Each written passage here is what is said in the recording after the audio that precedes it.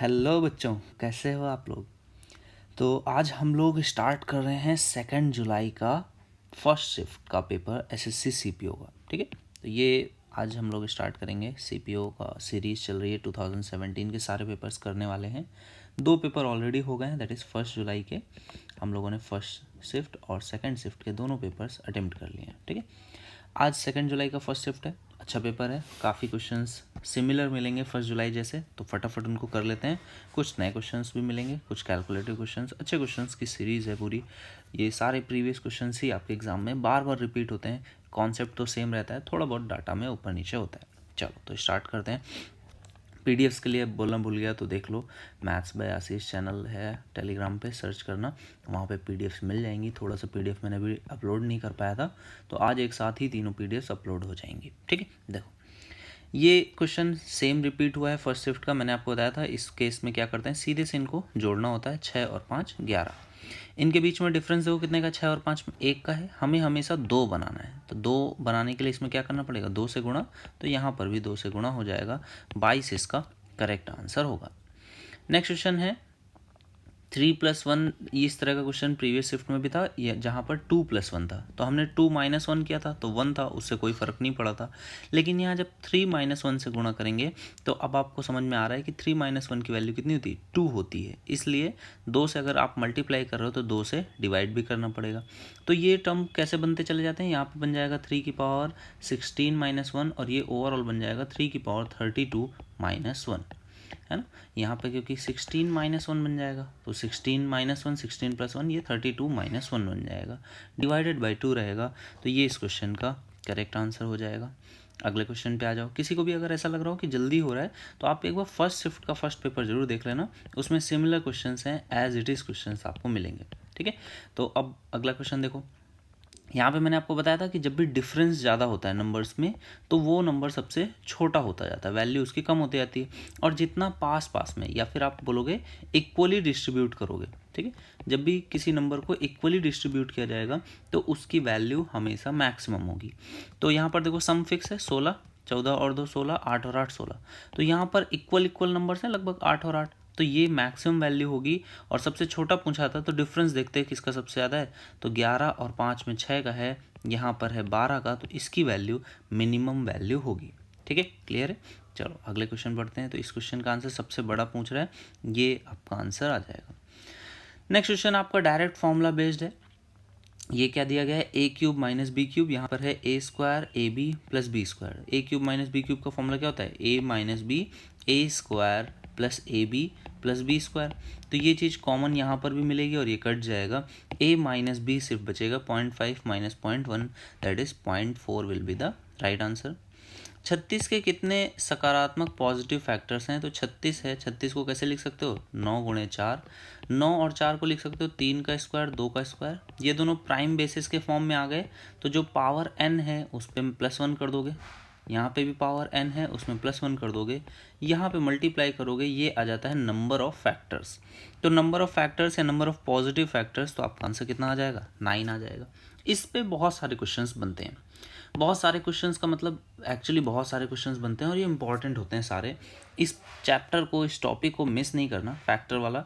ये मैंने मेंस वाली क्लासेस में मिड में पढ़ाया है, आप लोगों को एक कंबाइंड फाइल मिली होगी नंबर सिस्टम की। अगर आपने यूट्यूब पे वो वीडियो भी नहीं देखा है तो उसको भी देखना, काफ़ी कुछ इसमें चीज़ें हैं। मैंने बताया कि किस तरह से निकाला जाता है। कई बार पूछ लेता है कि 36 के कितने फैक्टर्स हैं जो 9 से डिविजिबल होंगे, या फिर कितने फैक्टर्स हैं जो 18 से डिविजिबल होंगे, कितने ऐसे फैक्टर्स हैं जो कि 3 से डिविजिबल होंगे या 2 से डिविजिबल होंगे। तो ऐसे क्वेश्चंस को, यहाँ पर तो छोटा नंबर है, अगर कोई 1080 के केस में ऐसे ही पूछ ले तो कैसे फास्ट वे में उस क्वेश्चन को करना है, वो सारे तरीके मैंने डिस्कस किए हैं। ठीक है, अगले क्वेश्चन पे आ जाओगे। नेक्स्ट क्वेश्चन बोल रहा है 2 नल हैं ए और बी, एक 10 घंटे और एक 12 घंटे में भर सकता है। 10 AM पर दोनों नल खोले जाते हैं, किस समय PM में बंद किया जाए टैंक ए को, ताकि पूरी तरह से 4 बजे शाम में भर जाए। अब देखो भाई आपने बोला कि ए और बी हैं, टोटल में कितना मान लूँ, 60, 10 छंग 60, 12 पंचे 60। मॉर्निंग में 10 AM पे खोले जाते हैं और इवनिंग में 4 PM पे बंद करना है। तो मैंने कहा कितने घंटे हुए, तो आपने कहा 4, 12 तक तो इधर 2 घंटे और यहाँ 4, तो टोटल 6 घंटे हो गए। 6 घंटे आपको बंद ए को करना है, यानी कि बी तो पूरे टाइम खुला रहेगा। तो आपने कहा 6 पंचे 30 काम, तो इसने ही कर दिया। तो बचा हुआ काम कौन करेगा? अब ए से कराना है, तो बचा काम कितना है? 30 है। मैंने कहा ए से कराऊंगा तो कितना टाइम लगेगा? 5 घंटे का टाइम लगेगा। 5 घंटे का टाइम यहाँ से कैलकुलेट करोगे, 10 से 2 12, 12 से 3, तो 3 PM पे पूछ रहा है किस समय PM में, तो आपका आंसर हो जाएगा 3 PM पे इसको बंद कर देना है। ठीक है, अगले क्वेश्चन पे आ जाओ। विजय और साहिल एक काम को 40 दिनों में पूरा कर सकते हैं। साहिल और रंजीत इसी काम को 48 दिनों में पूरा कर सकते हैं। विजय और रंजीत इसी काम को 60 दिनों में पूरा कर सकते हैं। 7 काम करते समय तीनों एक ही काम को पूरा करने में कितने दिन लगाएंगे? देखो यहाँ पर अब आपको क्या चाहिए? प्रॉपर फास्ट वे में LCM कैसे निकालें वो पता होना चाहिए। देखो मैं इसको उसके प्राइम के फॉर्म में ब्रेक कर रहा हूँ। ठीक है, कैसे ब्रेक कर रहा हूँ? 2 की मैक्सिमम पावर और जो भी नेक्स्ट प्राइम नंबर है उसकी मैक्सिमम पावर। अब जैसे यहाँ पर आपको दिखेगा कि 2 प्राइम नंबर्स नहीं 3 प्राइम नंबर्स है ना, तो ये आपका क्या हो जाएगा? इस तरह से इसको ब्रेक करेंगे। अब आपको LCM लेना बड़ा आसान हो जाएगा। देखो 2 की मैक्सिमम पावर 16, 3 1 है और 5 1 है। ये क्वेश्चन का आंसर आ गया। अब देखो अब मैंने कोई भी वैल्यू नहीं निकाली है। 16 3 48 है, उसका 5 से गुणा कर 240 नहीं लिखूंगा, मैं ऐसे ही लिखूंगा और यही आपके लिए एग्जाम में भी आपका टाइम सेव करेगा। देखो ये आपका कितना आ जाएगा? 3 यहाँ तक बचा और 8 दूनी 16, तो 3 दूनी 6, 16 और 3 है तो यहाँ 5 बचा, 4 3 5 है तो यहाँ पे सिर्फ और सिर्फ 4 बचा। अब जब मैं इसको जोड़ूंगा, क्योंकि एफिशिएंसीज को हम लोग जोड़ सकते हैं, तो जब मैं इसको जोड़ूंगा तो ये जो वैल्यू मिलेगी ना, ये किस चीज़ की वैल्यू होगी भाई? ये उन सभी की डबल डबल, यानी कि V + S + R, R + V + R, यानी कि सभी लोग 2 2 बार आ गए। तो इसको जोड़ने पे देखो कितना आएगा? 6 4 10 और 5 15। तो ये 15 एफिशिएंसी जो है वो 2 बार जब मैं V को लेता हूँ, 2 बार S को लेता हूँ, 2 बार R को लेता हूँ तब है। तो एक बार लूँगा तो कितनी हो जाएगी? तो आप कहोगे 15/2। तो मैंने एफिशिएंसी से डिवाइड कर दिया टोटल वर्क में, तो ये आ जाएगा नंबर ऑफ डेज जब वो लोग अकेले एक एक करके मिल करके एक साथ तीनों लोग काम करेंगे। ठीक है, तो 15 से डिवाइड कर दोगे तो 15 से 15 कट गया, 16 दूनी 32। ये इस क्वेश्चन का करेक्ट आंसर हो जाएगा। अगला क्वेश्चन देखो क्या कह रहा है। एक वस्तु का बाजार मूल्य इसकी लागत मूल्य से 50% अधिक है। 50% मतलब अगर ये 2 है तो ये 3 है। 20% की छूट दी जाती है। 20% की छूट कितनी होती है? 1/5, यानी कि 5 पे कितना? 1 की छूट हो गई, तो ये 4 हो गया। तो नेट आपसे प्रॉफिट परसेंट ही पूछ रहा है, तो ये कितना आ जाएगा? 10 से 4 3 12, तो 2 का प्रॉफिट है, 20% आंसर हो जाएगा। इसको करने के लिए बहुत सारे और भी तरीके हैं। आप क्या कर लेते हैं, कई लोग 100 ले लेते हैं। ठीक है, 100 भी ले सकते हो और उससे 20% बनता दूनी 30, तो ये 120 आ गया। तो कोई दिक्कत नहीं है, आप जैसे चाहो बेसिक से कर सकते हो, सक्सेसिव मेथड लगाओ या आप मान लो कुछ वैल्यूज़, दोनों ही तरीके ठीक हैं। लेकिन जब जैसे जैसे क्वेश्चन डिफिकल्ट होता जाएगा आपको सक्सेसिव की तरफ ही आना चाहिए। ठीक है, एक वस्तु पर 40% छूट देने के बाद भी 20% का लाभ है। देखो लाभ कितने का है? 20% मतलब 1/5, यानी 5 से 6 का। डिस्काउंट कितने से दिया जाता है? आपने 40% मतलब 2/5, यानी 5 से 3 का। तो मैं ये निकाल लेता हूँ कि कॉस्ट प्राइस से मार्क प्राइस का रेशियो क्या है। तो आप कहोगे ये कितना है? 1 और ये कितना है? 2। 1 से 2 का है। बोल रहा है जब कोई भी डिस्काउंट नहीं दिया जाता है, यानी कि डिस्काउंट ये वाला हटा दिया जाएगा, तो लाभ प्रतिशत क्या होगा? तो जितना आपने मार्कअप रखा होगा वही आपका लाभ हो जाएगा। तो लाभ कितने का हो जाएगा? 1 पर 1 का लाभ, यानी कि 100% का लाभ हो जाएगा। ठीक है, चलो अगले क्वेश्चन पे आ जाओ। दो संख्याओं का अनुपात कितना है? 4 और 5 का। यदि दोनों संख्याएं कुछ कुछ बढ़ा दी जाती हैं, कितना हो जाता है अनुपात? 5 और 6 का। दोनों संख्याओं का योग क्या है? अब देखो यहाँ पर 4 से 5 में गए तो कितना बढ़ा है? 1। 5 से 6 में गए तो कितना बढ़ा है? 1। आपके अकॉर्डिंग 1 बढ़ाया जा रहा है, क्वेश्चन में 4 बढ़ाया जा रहा है। तो आपने कहा जो वैल्यू होगी उसमें क्या करना पड़ेगा? 4 से गुणा करना पड़ेगा। तो यहाँ पर 4 से गुणा हो जाएगा तो संख्याएं क्या हो जाएंगी? 4 चौको 16 और 5 चौको 20। बोला दोनों संख्याओं का योग क्या है? ये इन संख्याओं का योग है 36 के बराबर। 2a बराबर 3b है, तो a और b का रेशियो कितना आ जाएगा? 3 और 2 का। तो आपने कहा a अगर 3 है तो b 2 है, तो a प्लस b कितना हो जाएगा? ये हो जाएगा 5 और a कितना हो जाएगा? 3। तो ये रेशियो आपका आ जाएगा 5/3 का। That is last part will be the right answer. अगला क्वेश्चन क्या बोल रहा है? परीक्षा में 180 छात्रों द्वारा प्राप्त औसत कितना है? टोटल छात्र कितने हैं? 180 और प्राप्त औसत कितना है? 50 है। यदि उत्तीर्ण छात्रों के औसत अंक उत्तीर्ण वालों के 80 है और असफल छात्रों के औसत अंक 40 है, तो परीक्षा में विफल छात्रों का आपको बताना है संख्या क्या है। तो कैसे करोगे? एलिगेशन मेथड लगाओगे यहाँ पे। ओवरऑल कितना है सभी छात्रों का 50 है, जो पास हो गए हैं उनका कितना है 80 है, और जो फेल हुए हैं उनका कितना है 40 है। देख लो, इससे आपको संख्या में अनुपात मिल जाएगा। तो ये कितना है 30 और ये कितना है 10। तो आपने कहा 1 और 3 का अनुपात है, टोटल कितना है 4। 4 की वैल्यू कितनी है 180 के बराबर, तो 1 की कितनी आ जाएगी, ये आ जाएगी 45 के बराबर। ठीक है ना। तो ये आपका रेशियो हो गया। बोल रहे विफल छात्र, फेल छात्र कितने हैं 3 है, 3 की वैल्यू 135। बोलता पास छात्र, तो वो 1 है 45 के बराबर हो जाता। ठीक है, चलो अगले क्वेश्चन पे आ जाते हैं। एक परिवार के 4 सदस्यों की आयु 32 वर्ष है। ठीक है, यदि अतिथि को शामिल किया जाता है तो औसत आयु 12.5% बढ़ जाती है। देखो भाई, 4 सदस्यों की औसत आयु कितनी है 32 है। 12.5% मतलब कितना होता है 1/8, यानी कि कितनी बढ़ जाती है, तो आपने कहा 8 चौको 32 यानी 4 वर्ष बढ़ जाती है। अब देखो, अतिथि की आयु आपसे पूछा जा रहा है कैसे करोगे। मैंने कहा अगर अतिथि की आयु भी 32 वर्ष होती तो क्या कोई चेंजेस आता उसके आने से, आप कहोगे बिल्कुल नहीं। तो मैंने कहा अतिथि के आने से कोई चेंज नहीं आता, लेकिन अतिथि के आने से क्या कोई चेंज आया। क्या बढ़ रहा है या घट रहा है, तो आपने कहा बढ़ रहा है। तो मैंने कहा प्लस का साइन यहाँ लगा देते हैं। कितने से बढ़ रहा है, तो आपने कहा 4 से बढ़ रहा है।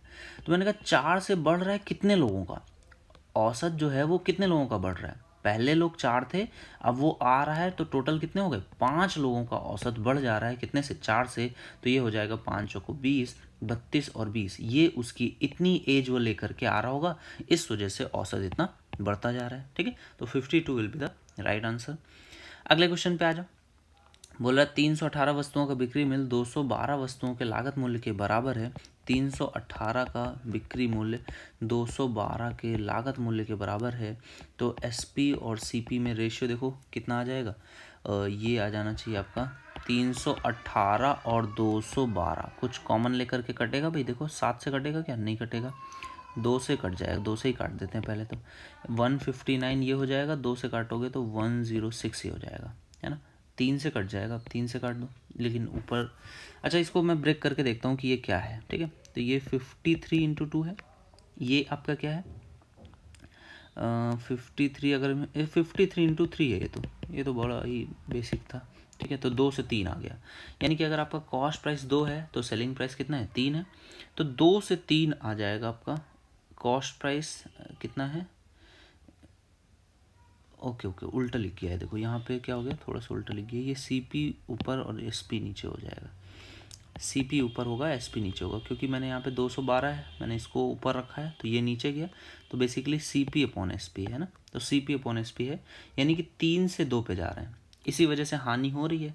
तो हानि हो रही है, तो 3 से 2 पे जा रहे हो, तो 1 की हानि हो रही है कितने पे 3 पे, तो 1/3 यानी कि 33.33%, ये इसका करेक्ट आंसर हो जाएगा। हानि प्रतिशत इतना होगा। देखो भाई, अगला क्वेश्चन क्या कह रहा है। बोल रहा है एक वस्तु को बेचने पर प्राप्त लाभ 310 रुपये को वस्तु को 230 रुपये में बेचने पर किए गए नुकसान के बराबर है। Profit obtained on selling an article for ₹310 is equal to the loss incurred on that article for 230। अच्छा, इसका क्या मतलब होता है, देखो 310 पे बेचने पर इज इक्वल टू प्रॉफिट जो होता है 310 पे बेचने पर, वो इक्वल है 230 पर बेचने पर होने वाली हानि के। तो यहाँ से आप क्या करोगे, इसके बिल्कुल मिड में आ जाओगे, और यही क्या हो जाएगा आपका कॉस्ट प्राइस हो जाएगा। तो कैसे मिड में आओगे, दोनों को जोड़ दो, 300 और 200 500, 540 का आधा कितना हो जाएगा 270। तो कॉस्टिंग कितनी आ गई 270। क्या बोल रहा है 180 रुपये में बेचने पर होने वाला नुकसान का प्रतिशत। तो आपने कहा 90 रुपये का नुकसान झेल रहा है 270 पे, तो 1 का नुकसान है 3 पे, 1/3 यानी कि 33.33% will be the right answer. अगला क्वेश्चन क्या बोल रहा है, पी जो है वो क्यू से 20% अधिक है। क्यू से तो ये 5 हो गया और ये 6 हो गया, लेकिन आर से क्या है, पी जो है वो आर से 40% कम है, यानी कि अगर ये 5 है तो ये 3 हो गया। तो आपने कहा पी की 2 वैल्यूज़ तो हो नहीं सकती हैं, तो इसमें क्या करेंगे 2 से गुणा कर देंगे, तो यहाँ भी 2 से गुणा हो जाएगा, तो ये तो 6 हो जाएगा और ये कितना हो जाएगा 10 के बराबर।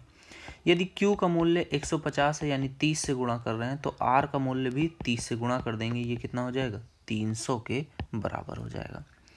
नेक्स्ट क्वेश्चन क्या बोल रहा है, मोबाइल मोटरसाइकिल की कीमत हर साल 8% कम हो जाती है, यदि 2 साल बाद 84640 रुपये होगा तो मोटरसाइकिल का वर्तमान मूल्य क्या है। देखो 8% है, अगर 100 में लूँ तो ये कितना हो जाएगा 92 हो जाएगा। फिर से अगले साल 100 से 92 हो जाएगा, तो नेट जो चेंज आ जाएगा वो कितना हो जाएगा, यहाँ पर कितना आ जाएगा 10,000 के बराबर। यहाँ पे देखो इसको आपको थोड़ा सा सॉल्व करना पड़ेगा, 2 से 2 यहाँ पे 4 बन जाएगा, है ना। मल्टीप्लाई कर लेते हैं, फिर पूरा मल्टीप्लाई करना पड़ेगा। 90 + 2 का स्क्वायर कर लो, है ना। तो a का स्क्वायर कितना आ जाएगा 8100 + 4, और ये 9 दूनी 18, है ना। 2ab करोगे तो 180, 18 दूनी 36, तो 360 आ जाएगा।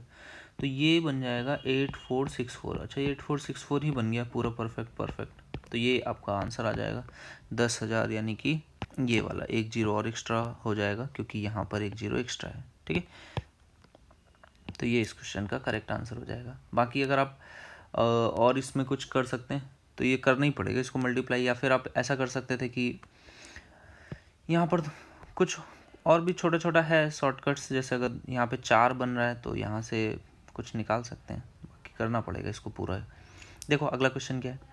साइकिल के पहिए का व्यास 14 सेंटीमीटर है। एक साइकिल चालक को 11 किलोमीटर प्रति घंटा की रफ्तार से गंतव्य तक पहुंचने में 30 मिनट लगते हैं, ठीक है। तो आपको बताना है यात्रा के दौरान पहिया कितने चक्कर काटेगा। अब देखो यहाँ पर ये किसमें है, सेंटीमीटर में है व्यास उसका, और आपको जो स्पीड दी गई है वो किलोमीटर प्रति घंटा में है, तो इसको मीटर पर सेकंड में पहले तो कन्वर्ट कर लो। तो ये कितनी आ जाएगी 5/18। ये किस में आ गई, मीटर पर सेकंड, तो आपने मीटर में निकाल लिया। पर सेकंड है तो आपने कहा 30 मिनट है, तो इसमें गुणा करोगे किससे, 60 से, तो ये सेकंड में आ गया। तो आपने ये बोला कि ये वो डिस्टेंस है जो वो ट्रैवल करेगा किसमें, मीटर में, ठीक है। अब देखो उसका व्यास कितना है 14 है, तो रेडियस कितनी हो जाएगी 7 सेंटीमीटर। अगर रेडियस 7 सेंटीमीटर है तो एक चक्कर में कितनी वो परिधि काटेगा, है ना। तो एक चक्कर में कितनी परिधि हो जाएगी, तो ये आ जाएगा 44। अब देखो क्या बोलो, यात्रा के दौरान पहिया कितने चक्कर काटेगा। तो मैंने कहा कि इतनी डिस्टेंस उसको ट्रैवल करनी है, ये जो यहाँ पर लिखी हुई है, और एक चक्कर में कितनी 44, और ये सेंटीमीटर में है, तो मीटर में कन्वर्ट करने के लिए क्या करना पड़ेगा, 100 से डिवाइड करना पड़ेगा। तो यहाँ पर मैं क्या करता हूँ 100 से मल्टीप्लाई कर देता हूँ, ठीक है। तो ये आपका फाइनल क्वेश्चन का आंसर है जो कि आपको निकालना है। देखो कैसे आएगा, आपने कहा कि यहाँ पे 44 भी नीचे ही है, तो 11 से कट जाएगा, तो ये आ जाएगा 4। अब देखो फर्दर कुछ कटेगा, 4 से मैं इसको काट देता हूँ, तो ये आ जाएगा 25 पूरा। 3 से काटोगे तो ये आ जाएगा 6 से ये पूरा कट जाएगा, तो यहाँ पे 2 जीरो बच गए, और 25 पंचे कितना होता है 125, 2 जीरो, तो 12,500 ये इस क्वेश्चन का करेक्ट आंसर हो जाएगा, ठीक है। चलो अगले क्वेश्चन की ओर बढ़ते हैं। नेक्स्ट क्वेश्चन बोला है, एक बस निर्धारित समय की तुलना में 60 मिनट देरी से चलती है, लेकिन 48 किलोमीटर दूरी समय पर पहुंचने के लिए इसे सामान्य गति से 4 किलोमीटर प्रति घंटा तक अपनी गति में वृद्धि करनी पड़ती है। सामान्य गति क्या है। देखो इसको क्वेश्चन को लिए मैंने आपको बताया, डिस्टेंस आपको गिवन है, speed 1 speed 2 divided by speed 1 और स्पीड 2 में डिफरेंस मल्टीप्लाइड विद जितना टाइम डायलेशन जितना भी है उसको कवर कर रही है, ठीक है। तो आप क्या बोलोगे, स्पीड 1 कितनी है नहीं पता, बाद में उसने क्या किया s+4 इतनी स्पीड बढ़ा ली, तो यहाँ पे हो जाएगा 4, ठीक है। डिस्टेंस कितनी है 48 किलोमीटर में, ठीक है। यहाँ पर ये सब कुछ किलोमीटर प्रति घंटा में। 60 मिनट की देरी है, घंटे में कन्वर्ट करोगे तो 1 घंटा हो गया, ठीक है। अब यहाँ पर ये 4 इधर आ जाएगा, तो मैंने आपको बताया था 48 × 4 लिखूँ, या फिर इसको मैं कैसे लिख सकता हूँ 4 × 4 × 3 × 4, ठीक है। इस तरह से लिख लिया। क्यों ऐसा लिखा अभी आपको समझ में आएगा। ये वैल्यू इसके बराबर हो गई। अब मैंने कहा इसको 2 ऐसे पार्ट्स में ब्रेक करो कि उनमें डिफरेंस 4 का हो, तो आपने कहा 4 चौको 16 और 4 तियाँ 12, 12 और 16 में 4 का डिफरेंस होता है, ठीक है। तो ये आपका आ जाएगा, ओरिजिनल स्पीड 12 थी, बाद में कितनी हो गई 16 के बराबर, तो 12 will be the right answer. चलो अगले क्वेश्चन पे बढ़ते हैं। नेक्स्ट क्वेश्चन बोला है 7 साल में एक निश्चित राशि दोगुनी हो जाती है ना। एक फिक्स टाइम पीरियड में 1 से 2 हो जाती है, तो कितने साल में 8 गुना हो जाएगा। 8 गुना होने के लिए ऐसी कितनी साइकिल चाहिए होंगी, अपने का 3 साइकिल ऐसी चाहिए होंगी, तो एक बार 7 साल लगा, फिर 7 साल, फिर 7 साल, तो टोटल 21 साल आपको लग जाएगा। अगला क्वेश्चन है, एक निश्चित राशि साधारण ब्याज पर 5 वर्ष में 1020 हो जाती है और 8 वर्ष में 1200, मूल निवेश का मूल्य क्या है, ठीक है। अगर 5 वर्षों में कितनी हो जाती है 1020 हो जाती है, और 8 वर्षों में, है ना, 8 वर्ष कहाँ से, स्टार्टिंग से ही लेने हैं। ये थोड़ा सा ट्रिकी क्वेश्चन है, कई लोग यहाँ से 8 वर्ष ले देते हैं, वो नहीं करना। स्टार्ट से ही है। जब भी ये बोले कि और आने वाले या फर्दर 8 ईयर्स में, तब आप यहाँ से लोगे। जब आपको ये बचपन से ही बोल रहा है कि भाई जब से स्टार्ट हो रहा है ना, निश्चित धनराशि 5 वर्ष में इतनी और 8 वर्ष में इतनी, तो इट मीन्स 3 वर्षों का आपको ये यहाँ पर देना चाह रहा है। तो 3 वर्षों में कितना, 180 हुआ, तो हर एक वर्ष कितना हो गया, 60 हो गया। तो 60 अगर एक वर्ष में है तो 5 वर्षों में कितना, 300 हो गया होगा। तो आपका मूल जो राशि होगी वो 300 इसमें से कम कर दोगे तो ये आ जाएगा 720 के बराबर, ठीक है। और ये लैंग्वेजेस आपको एक बार में ही समझना रहेगा, मिस्टेक नहीं होनी चाहिए, क्योंकि इस तरह की छोटी छोटी मिस्टेक्स जरूर होती हैं, तो उनसे आपको बचना भी है, ठीक है। चलो अगले क्वेश्चन की ओर बढ़ते हैं। नेक्स्ट क्वेश्चन क्या बोल रहा है, देखो ये आपका ग्राफ दिया गया है। ग्राफ में आपको चीज़ों को करना है, अच्छे से देखना है, ठीक है। बोल रहे नीचे दिए गए धन चित्र में आपको फर्म के 8 वर्षों का राजस्व आंकड़े करोड़ रुपए में दर्शाए गए। बताओ 2010 में, 2010 कहाँ पर है, ये आपका 2010 है ना, और 2012 और 2014 एक एक मिसिंग है। 10, 11 और 12 में फर्म के राजस्व का कुल मूल्य क्या है, तो 10, 11, 12 देख लो, 3, 3, 6, 2, 8, 8 और 910 और 930, तो ये हो गया 930 के बराबर, ठीक है। अगला क्वेश्चन पे आ जाओ।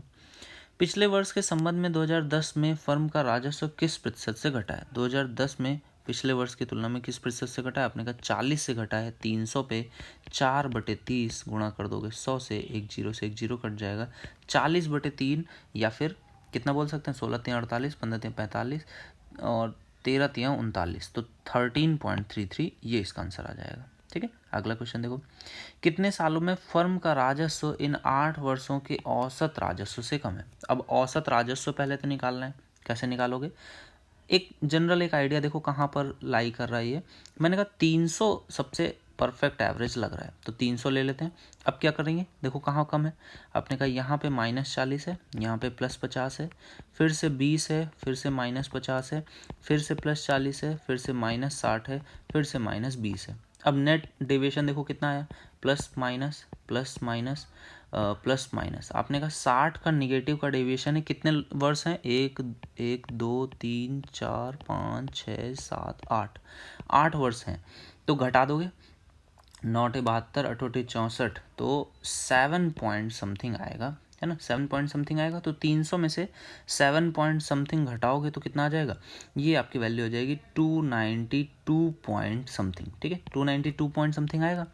बोल रहा है औसत से कम है, इन 8 वर्षों के औसत से कम कब है, ये आपको बताना है। तो कम कब है, देखो 292 से कम देखो 1 हो गया, है ना, 2 हो गया, और ये 3 हो गया, और ये 4 हो गया, तो ये इसका आंसर हो गया। अब एक बहुत बेसिक सी चीज़ समझना, देखो मैंने एक जनरल एवरेज, जैसे बहुत कम समय बचे तो एवरेज जो होता है ना वो आप अंदाजे से भी निकाल सकते हो। कई बार ऐसे क्वेश्चंस में एवरेज अंदाजे से निकल के आ जाता है। तो ये आपको लगभग 300 के आसपास था, तो 300 होगा कि नहीं ये थोड़ा सा डाउट का क्वेश्चन था। तो यहाँ पे अगर थोड़ा सा अंदाजा भी, टाइम कम बचा है तो एक बार आप मार सकते हो कि ये इसके 4 तो कम से कम होंगे ही, ठीक है। चलो बाकी कर लेना पूरा, इतना टाइम बचा के चलना हमेशा।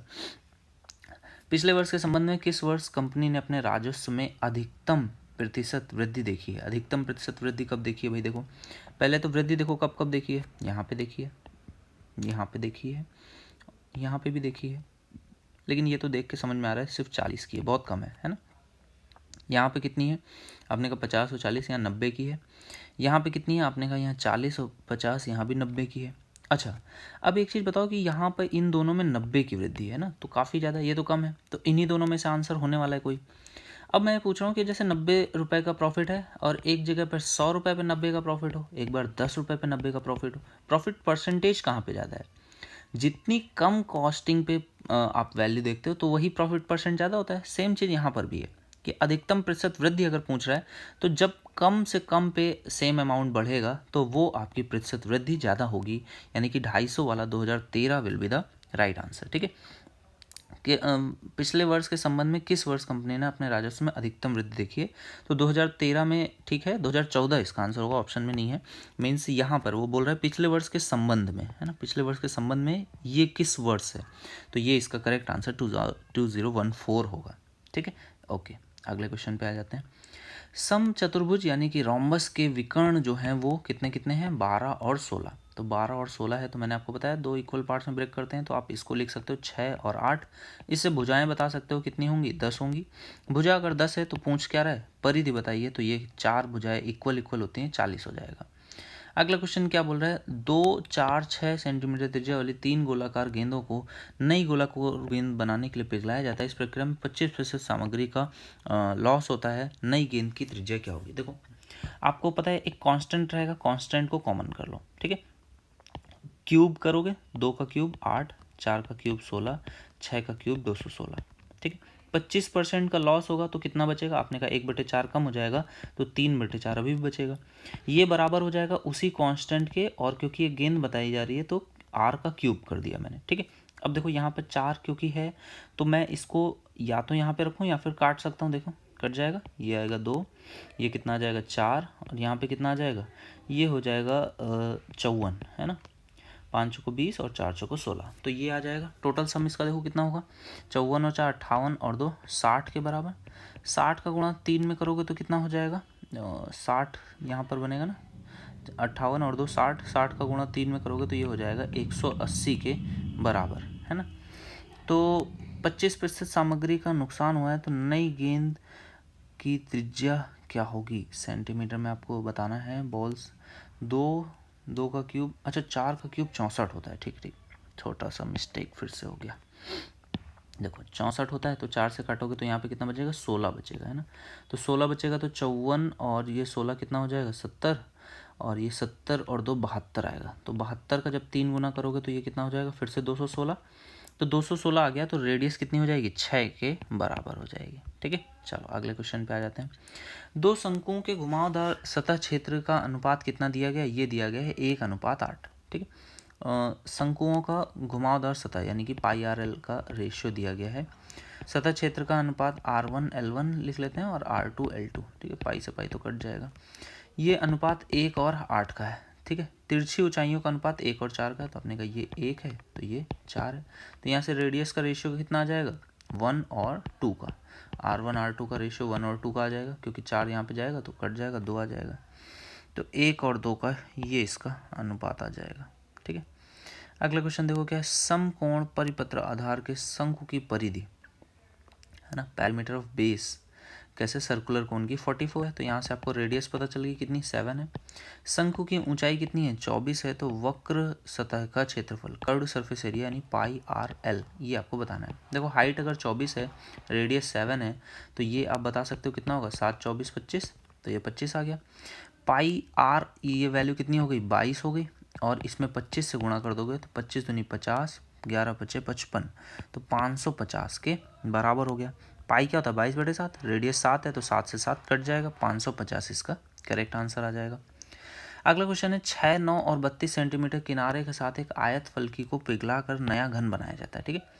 आयत फलकी क्या होता है, क्यूबॉइड, तो क्यूबॉइड को पिघला करके, तो क्यूबॉइड को पिघलाएंगे तो यही इसका क्या हो जाएगा, वॉल्यूम हो जाएगा, और इससे एक घन बनाना है तो ये ए क्यूब हो जाता है। What is the ratio between total surface area of cuboid and that of cube, ठीक है। तो इसका आपको एरिया बताना है और इसका नए वाले का एरिया, तो पहले तो साइड निकाल लोगे तो ए की वैल्यू कितनी आ जाएगी, देखो 9 है और यहाँ पर 3 है, 27 हो गया, तो क्यूब के बाहर 3 आ जाएगा, 32 है, 32 दूनी 64, तो यहाँ 4 आ जाएगा, तो ये जो साइड आ गई ये आ गई 12। अच्छा इसका एरिया कितना होता है, ट्वाइस ऑफ LB, 9 6 54 प्लस 32 गुणे 9 प्लस 32 गुणे 6, है ना, ये होता है। तो आपने 6 का 9 में गुणा किया, 6 का 32 में गुणा किया, है ना। इसी तरह से सारे ये LB BH HL हो जाते हैं, तो 2 बार इसको होते हैं, इसलिए डायरेक्टली 2 से मल्टीप्लाई कर दिया। और क्यूब के केस में 6a² होता है, तो 12 का स्क्वायर। अच्छा इनका रेशियो बताना है, तो इसको यहीं पे मैं डायरेक्टली लिख देता हूँ, 6 × 12 का स्क्वायर। देखते हैं कि रेशियो डायरेक्टली ही आ जाएगा, क्योंकि कई चीज़ें होंगी जो कॉमन आपको दिख जाएंगी। जैसे मैं 12 से कट करने की कोशिश करता हूँ, ठीक है। तो जैसे 12 से अगर कट करूँगा तो यहाँ पे अंदर तो कट नहीं होगा, है ना, तो 2 एक बार कॉमन ले लूँगा, तो यहाँ पे अब सिर्फ 6 से कट करना है, 6 से कट करूँगा, यहाँ बचेगा 9, 3 से कट होगा यहाँ पर और 2 से कट होगा यहाँ पर, तो अब आपका कितना आ जाएगा, ये आ जाएगा 16। इसी तरह से यहाँ पर 6 से कट हो जाएगा तो पूरा पूरा ये 6 से ही कट हो जाएगा, है ना। 6, क्योंकि अब मैंने 2 बाहर कॉमन ले लिया था तो सिर्फ 6 से कट करना था, तो यहाँ 9, यहाँ पर 6 से कट किया तो ये 16 और 3 आ गया, और यहाँ पर 6 पूरा पूरा कट गया, ठीक है। अब आई थिंक देखो 9 बच रहा है, यहाँ 3 और यहाँ 32, तो अब कुछ भी नहीं कटेगा, तो अब इसको आपको सॉल्व करना पड़ेगा। 16 48, 48 और 32 जोड़ोगे तो ये हो जाएगा 80, तो ये आपका रेशियो आ गया 89, और नीचे में कितना बचा, 12 पंजे 60, 12 छंग 72, तो ये आपका रेशियो बचा है, यही इसका करेक्ट आंसर हो जाएगा। अगले क्वेश्चन पे आ जाओगे। नेक्स्ट क्वेश्चन देखो क्या है, A 61 है, B 63 है और C 65 है। आपको इसका मान बताना है, इसका फॉर्मूला डायरेक्टली आपको देखना पड़ेगा। ये कितना हो जाएगा, A प्लस बी प्लस सी, और यहाँ पे होता है हाफ, ब्रैकेट में क्या आ जाता है, A माइनस बी का whole square, B minus C का whole square plus C minus A का होल स्क्वायर। ये जो रिजल्ट होता है जब भी कॉन्सिक्यूटिव या इस तरह से कॉमन डिफरेंस के नंबर्स होते हैं तो ईजिली इसका आंसर आ जाता है। A माइनस बी करोगे तो 2, 2 का स्क्वायर 4, B माइनस सी करोगे 4, और C माइनस A जब करोगे तो ये 4 डिफरेंस आएगा, स्क्वायर करोगे तो 16, तो ये कितना बन जाता है 24, हाफ करोगे तो ये बन जाएगा 12। 12 में गुणा करना है A प्लस बी प्लस सी से, इन तीनों को जोड़ो या फिर इसमें 3 से गुणा कर दो, बात सेम है।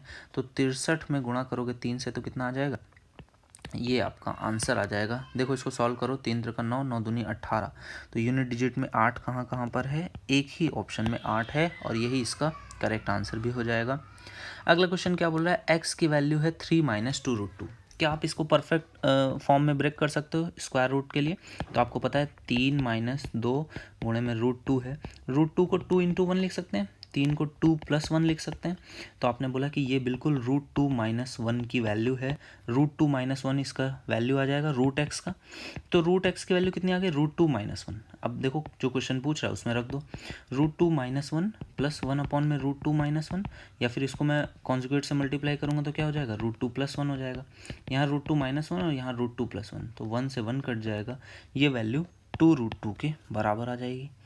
अगला क्वेश्चन देखो क्या कह रहा है। अगला क्वेश्चन है, आपको बताना है 1 upon X plus 2, 3 upon Y plus 3 बराबर इसके, ये वैल्यू इसके बराबर है, तो फिर what is the value of, इसकी वैल्यू आपको बतानी है। अच्छा देखो यहाँ पे क्या है, एक्स अपॉन में एक्स प्लस 1 है, ऊपर में वाई अपॉन में वाई प्लस 2 है, जेड अपॉन में जेड प्लस 2662। इसमें एक चीज़ ये कर सकते हैं कि इक्वल 1/3 के हैं, तो अगर ये 1 है तो ये कितना होना चाहिए, 3 होना चाहिए। तो यहाँ से हम लोग एक गेस से x की वैल्यू मान सकते हैं 1, यहाँ पे भी 1/3 होने के लिए ये 9 होना चाहिए, तो y की वैल्यू कितनी मान सकते हैं, ये आ जाएगी 6, और ये भी 1/3 है, यानी कि ये इसका z जो होना चाहिए डबल होना चाहिए, तो z इसका डबल हो जाएगा 2662, ठीक है। अब यहाँ पर ये देखोगे तो काफ़ी आसान हो जाएगा ये क्वेश्चन, तो ये 1 अपॉन 1 प्लस 1 यानी कि 1/2 हो गया। यहाँ पर y की वैल्यू कितनी है, 6 और 2 8 हो गया, 4/8 यानी 1/2 हो गया। z की वैल्यू 2662 है, अपॉन में उसी का डबल हो गया, तो ये भी 1/2 हो गया, तो इसका सम करोगे तो ये 3/2 के बराबर आ जाएगा, ठीक है। चलो अगले क्वेश्चन पे आ जाओ। नेक्स्ट क्वेश्चन आपको क्या बता रहा है, x square plus 1 upon x square की वैल्यू गिवन है 7/4, एक्स प्लस 1 अपॉन एक्स की वैल्यू चाहिए, दोनों तरफ 2 जोड़ दो, तो ये क्या बन गया, एक्स प्लस 1 अपॉन एक्स का होल स्क्वायर।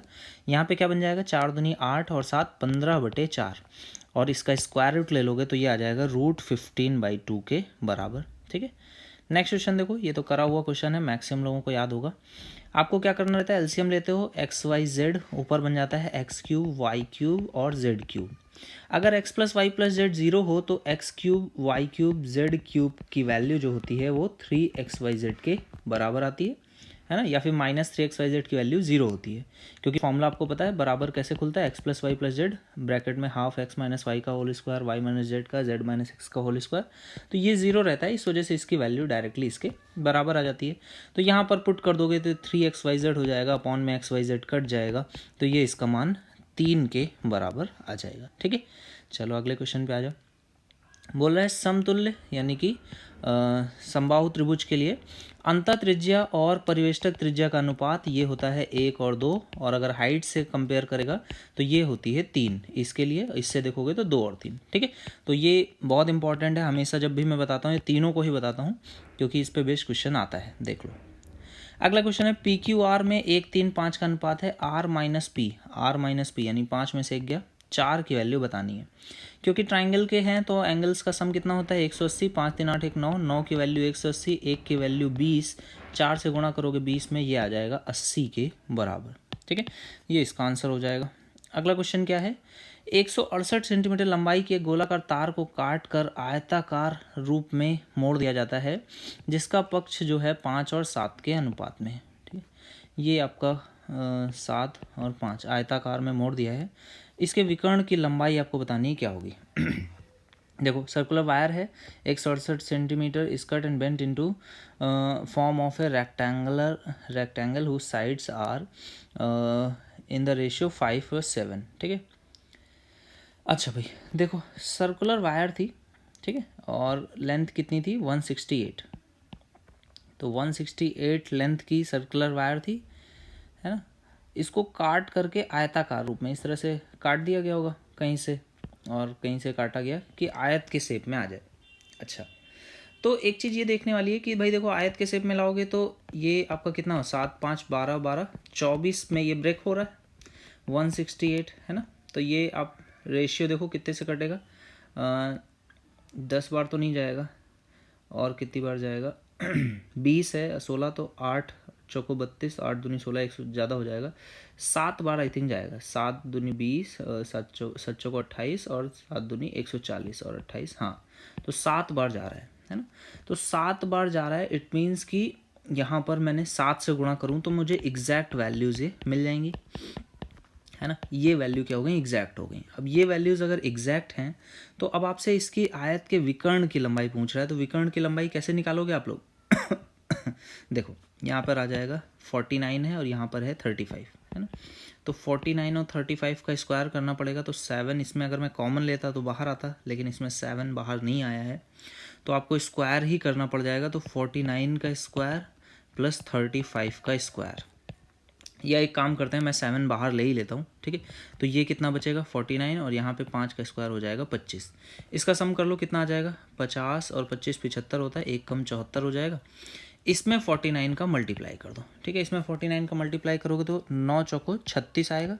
अच्छा देखो यूनिट डिजिट में 6 एक ही जगह पे है ना, तो ये इसका करेक्ट आंसर हो जाएगा। बाकी अब पूरा इसको गुणा करोगे तो भी आंसर आ जाएगा। तो 9 चौको 36 हो जाएगा, 3 आ जाएगा, 9 सत्ते 63 और 3 ये कितना हो जाएगा 66। 4 से गुणा कर दोगे 4 चौको 16 के 6 1, और यहाँ पर कितना आ जाएगा 7 चौको 28 और 1 29। तो ये आप देखोगे तो 6 आ गया, 6 और 6 12 के 2 हासिल लगेगा 1, यहाँ पे 9 6 15 और 1 16 के 6 हासिल लगा 1, तो 3626 ये इसका आंसर है, ठीक है। मैंने क्या किया 7 पहले बाहर निकाल लिया क्योंकि कॉमन था, और फिर बाद में 7 क्योंकि अंडर रूट के अंदर लेके जाना है तो 49 से मल्टीप्लाई कर दिया, ठीक है। ओके अगले क्वेश्चन पे आ जाओगे। नेक्स्ट क्वेश्चन बोल रहा है एक त्रिभुज ABC में BC के समानांतर D और E, है ना, BC के समानांतर D और E बिंदु पर AB और AC पर स्थित है। D जो है वो 1:4 के अनुपात में AB को ब्रेक करता है, ठीक है, 1:4 ये इस तरह से करता है। तो E भी अगर पैरेलल है तो ये भी इसी रेशियो में 1:4 में ही इसको ब्रेक करेगा। ट्राइंगल ABC का अगर एरिया 200 सेंटीमीटर स्क्वायर है, ABC का कितना है 200 है ना। अगर इसका 200 है तो देखो अच्छा साइड्स के रेशियो में ही आपको पता है एरिया स्क्वायर के फॉर्म में ब्रेक होता है। यानी कि अगर ABC और मैं ADE का एरिया लिखूँ तो देखो ABC की साइड कितनी है 5 है, तो AD देखो ABC की अगर साइड पूछे तो 4 मत बोलना, कई बार गलती बच्चे करते हैं। तो ADE की कितनी आ जाएगी, ये 1 है, तो एरिया इसका कितना होगा, अगर 25 होगा तो इसका 1 होगा। तो ABC का 25 का वैल्यू कितना दिया गया 200, तो ये कितने से गुणा किया गया 4 से, 25 चौके 100 8 से, तो इसकी वैल्यू कितनी आ जाएगी, ये 8 के बराबर आएगी। तो ये छोटा वाला 8 है, टोटल कितना है आपका 200, तो बचा हुआ कितना हो जाएगा 192 के बराबर। आपसे DECB इसका एरिया पूछ रहा था, तो ये आपका आंसर आ जाएगा, ठीक है। हमेशा आपको ADE का ही निकालना होता है और फिर घटाना होता है, डायरेक्ट कोई तरीका नहीं है कि हम लोग DECB का एरिया निकाल दें, ठीक है। चलो अगले क्वेश्चन पे आ जाओ। नेक्स्ट क्वेश्चन क्या बोल रहा है, दी गई आकृति में PA जो है वो AB का 1/3 है, यानी कि अगर ये 2 है तो ये 1 है। BQ जो है वो BC का 1/3 है। अब क्योंकि आयत है तो मैं ऐसा करता हूँ टोटल x मल्टीप्लाई कर देता हूँ, तो ये लेंथ कितनी हो गई 3x के बराबर, ठीक है ना। और ये अगर मैं y मान लूँगा तो ये 2y हो जाएगा, 1/3 है, तो टोटल कितना हो जाएगा 3y के बराबर। आगे देखते हैं क्वेश्चन क्या कह रहा है। बी पी डी क्यू यानी कि ये वाला जो एरिया है इसका वैल्यू दिया गया है कितना, 20 सेंटीमीटर स्क्वायर। तो आपको बताना है ABCD कंप्लीट का एरिया कितना होगा। अच्छा अब देखो, मुझे इसका एरिया निकालने के लिए कोई फॉर्मूला नहीं पता है, ठीक है। मे भी आप में से कई बच्चों को पता होगा, बट मुझे कोई भी फॉर्मूला इस तरह का नहीं याद रहता है। तो मैं कैसे करता हूँ, मैं इसमें ब्रेक करता हूँ इसको दो ट्राइंगल्स के फॉर्म में, हमेशा बेसिक दो ट्राइंगल्स के फॉर्म में इसको ब्रेक कर लेता हूँ, ठीक है। जैसे ही दो ट्राइंगल में ब्रेक करूँगा, देखो क्वेश्चन कितना आसान हो जाएगा। देखो एक ये ट्राइंगल है जिसको मैंने रेड कर दिया है कम्प्लीटली। इस ट्राइंगल के लिए आपको बेस पता है कितना है, 1x हो गया, और बेस से परपेंडिकुलर हाइट पता है कितनी होगी, ये हो जाएगी 3y। तो अगर मैं सिर्फ और सिर्फ इस रेड शेडेड पार्ट का एरिया पूछूंगा तो आप क्या बोलोगे, हाफ बेस है x और हाइट कितनी है 3y। अच्छा, इसी तरह से अगर मैं आपसे ये वाला जो ट्राइंगल है जिसको मैंने ग्रीन कर दिया है, इसको अगर आप ध्यान से देखोगे तो आप बोलोगे कि यहाँ पर इसका एरिया भी बड़ा आसान है। कैसे, देखो इसका अगर मैं बेस पूछूं तो कितना है, y हो गया ये इसका बेस, और परपेंडिकुलर डिस्टेंस अगर इसकी पूछूं तो ये कितनी हो जाएगी 3x। तो इसका एरिया कितना आ जाएगा, हाफ बेस इंटू 3x के बराबर। टोटल अगर मैं इसका एरिया पूछूं तो टोटल एरिया आप क्या बोलोगे, इसका टोटल एरिया आ जाएगा, हाफ कॉमन हो जाएगा 3xy प्लस 3xy। तो ये कितना आ जाएगा, ये 3xy के ही बराबर आ जाएगा, 6xy/2 या 3xy। और यही आपको क्वेश्चन में कितना दिया गया है, 3xy की वैल्यू दी गई है 20 सेंटीमीटर स्क्वायर के बराबर। तो आपसे क्वेश्चन में क्या पूछा जा रहा है, आपको बताना है ABCD का एरिया। ABCD का एरिया कितना होगा, 3x इंटू 3y के बराबर, दैट इज़ 9xy के बराबर। तो किससे गुणा कर दिया जाए, 3 से कर दिया जाए। तो इसमें भी 3 से गुणा कर दोगे, ये आ जाएगा 60 सेंटीमीटर स्क्वायर के बराबर। ये इसका करेक्ट आंसर हो जाएगा। अगले क्वेश्चन पे आ जाओगे। नेक्स्ट क्वेश्चन देखो, सेक थीटा का मान दिया गया है ना। सेक थीटा का अगर मान दिया गया है तो देखो कॉस थीटा का मान कितना हो गया, 12/13। तो आधार बटे कर्ण होता है 12/13, तो ये हो जाएगा 5। तो आपसे tan theta plus cot theta पूछ रहा है। टैन थीटा होता है 5/12, तो कॉट थीटा हो जाएगा 12/5। एलसीएम लोगे 60, 5 का स्क्वायर 25, 12 का स्क्वायर 112, अंडर रूट में निकालोगे बाहर तो ये कितना आ जाएगा, 5 का स्क्वायर 12 का स्क्वायर, ये हो जाएगा 13 का स्क्वायर यानी 13 के बराबर। अंडर रूट में 60 है, 15 चौको 60, तो 2√15 के बराबर ये वैल्यू होगी, ठीक है। तो 2√15 कहाँ पर है, एक यहाँ पर है, ये पूरा करेक्ट है, ठीक है। अच्छा, तो ये इस क्वेश्चन का राइट आंसर हो जाएगा। अगले क्वेश्चन की ओर बढ़ते हैं। नेक्स्ट क्वेश्चन है 1 + tan square theta. 1 + tan square theta sec square theta के बराबर होता है, जो कि 625/49 है। तो यहाँ से मैं सेक थीटा की वैल्यू 25/7 लिख सकता हूँ, या कॉस थीटा की वैल्यू 7/25। अभी मैंने आपको बताया कॉस थीटा क्या होता है, आधार बटे कर्ण, तो ये 25 आ गया, तो ये 24 हो जाएगा। आपसे पूछ क्या रहा है, रूट में sine theta plus cos theta. Sine theta क्या होता है, लंब बटे कर्ण 24/25, और कॉस थीटा क्या होता है, आधार बटे कर्ण, ये हो जाएगा 7/25। तो वैल्यू आपकी कितनी आ जाएगी, 24 7 31/25, अंडर रूट में बोल रहा है इसकी वैल्यू, तो ये आ जाएगी 31/5 के बराबर, है ना। ये 25 बाहर आके 5 हो जाएगा। नेक्स्ट क्वेश्चन है sine theta plus sine square theta. ये देखो एक अच्छा क्वेश्चन है, इसका मैं डायरेक्ट आपको ट्रिक ही सिखाऊंगा, करना नहीं बोलूँगा, करने के लिए कभी भी मना करूँगा। देखो जब भी ये आपको मिले sine theta plus sine square theta, या फिर आपको मिले tan theta plus tan square theta, ठीक है, और आगे में आपके पास कुछ इस तरह से एक सीरीज़ होगी। इस सीरीज़ में हमेशा आपको देखना है, आइदर आपको 1 1 मिलेगा या फिर 1 2 1 मिलेगा, यानी कि इनके साथ में नंबर्स लिखे होंगे, या फिर 1 3 3 1 मिलेगा, या फिर 1 4 6 4 1 मिलेगा। हमेशा ध्यान रखना, ये आपको सीरीज़ हमेशा इसी तरह से मिलेगी। जैसे यहाँ पर देखो क्या मिल रहा है, 1 3 3 1, हमेशा इसी तरह से मिलेगा। इसके साथ में कुछ हो सकता है कांस्टेंट टर्म्स जुड़े हों या नहीं जुड़े होंगे।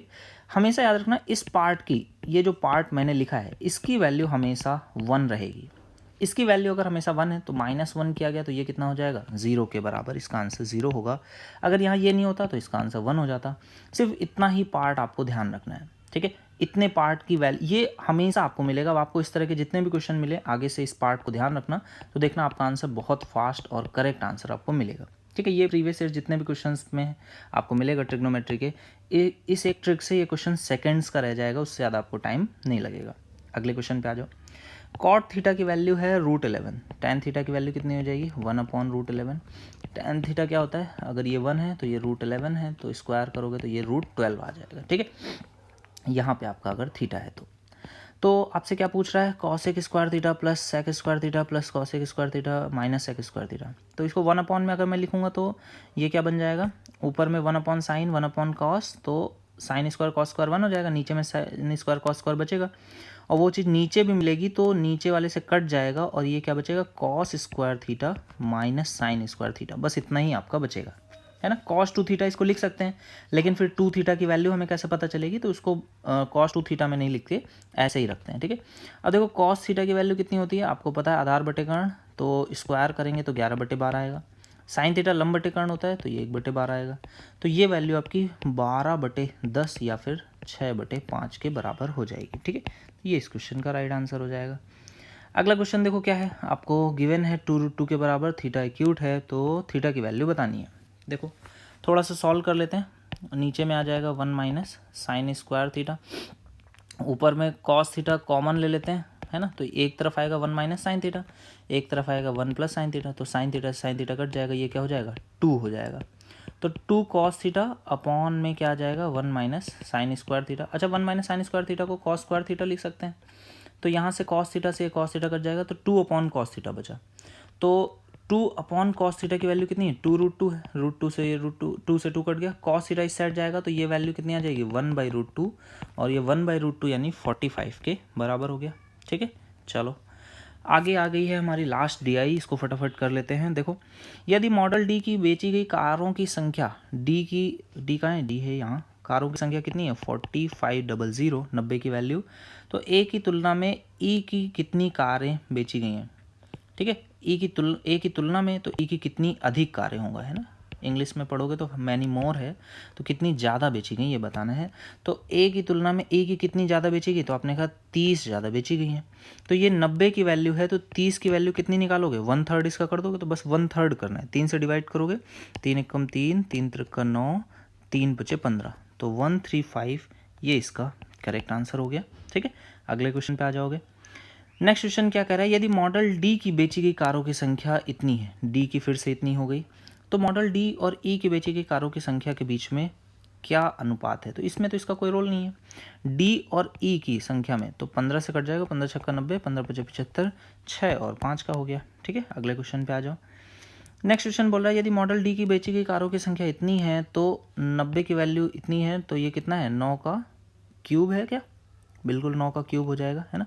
तो यहाँ पर मतलब किससे गुणा किया गया, 81 से गुणा किया गया, 81 से।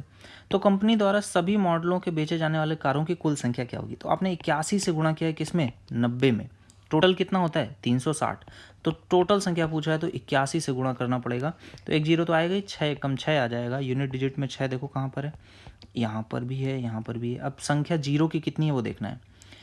देखो यहाँ पे 90 की वैल्यू कितनी 72900 हो गई है ना, यानी कि 81 से नहीं, एक जीरो से भी गुणा किया गया था, तो 2 जीरो आएंगे, तो 2 जीरो और 6 आप देखोगे, है ना, तो ये इसका करेक्ट आंसर होगा।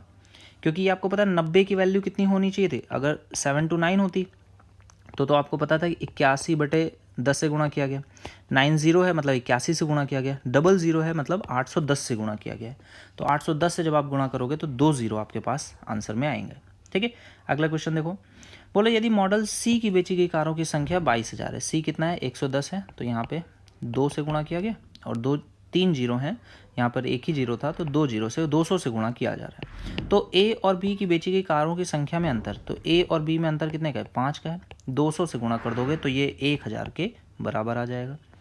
अगला क्वेश्चन क्या बोल रहा है, आपको बताना है मॉडल ई की बेची गई कारों का 5% 750 है, ई कितना है 75 है, इसका 5% मतलब 1/20, तो ये वैल्यू कितनी है 750 के बराबर है, तो 75 से 75 कट जाएगा, एक की वैल्यू कितनी आ गई 200 के बराबर, तो एक की वैल्यू 200 के बराबर है, तो बोल रहा है सभी मॉडलों की बेची गई कारों की औसत संख्या आपको यहाँ से निकालनी पड़ेगी।